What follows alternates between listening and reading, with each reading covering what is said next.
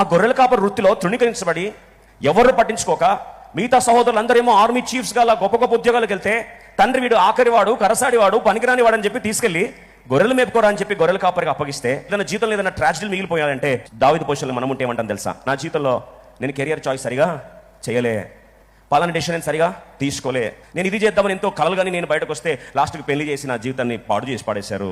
ఇలా మనకి ఎన్నెన్నో ఎన్నెన్నో ఎన్నెన్నో కూర్చొని వెనకలు తిరిగి చూస్తే ఎన్ని పశ్చాత్తాప ప్రార్థనలు ఉంటాయి మనకు, ఎన్ని బాధతప్త ప్రార్థనలు ఉంటాయి మనకు.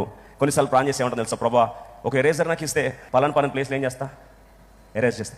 ప్రతి వ్యక్తికి ఏముంటుందంటే మనస్తాపం ఉంటుంది, అరే పలానా నా లైఫ్లో లేకపోతే బాగుండు. ఈ రాత్రి ఇక్కడ కూర్చున్న మనలో చాలా మందికి we regret about certain incidents in our past. గతంలో జరగకపోతే బాగుండు, ఆ తీర్మానం చేసుకోకపోతే బాగుండు, ఆ సంఘటన జరగకపోతే బాగుండు. మనలో మనస్తాపడుతున్నారు చాలా మంది ఉన్నారు. నీ జీవితంలో గతంలో అనుమతించిన ప్రతి ఒక్కటి దేవుని అనుమతి లేకుండా ఏది జరగలేదు. దేవుని అనుమతి లేకుండా నీ జీవితంలో గతంలో ఏది జరగలేదో, దేవుని అనుమతి లేకుండా ఏది జరగజాలదో. పలాని సంఘటన మా జీవితాన్ని మార్చేసింది, పలాని యాక్సిడెంట్ మా జీవితాన్ని మార్చేసింది, పలాని మరణం, నా కుటుంబీకుల మరణం నా జీవితాన్ని రోడ్డు పాలు చేసి, అలాంటిది జరగకపోయింటే బాగుండు.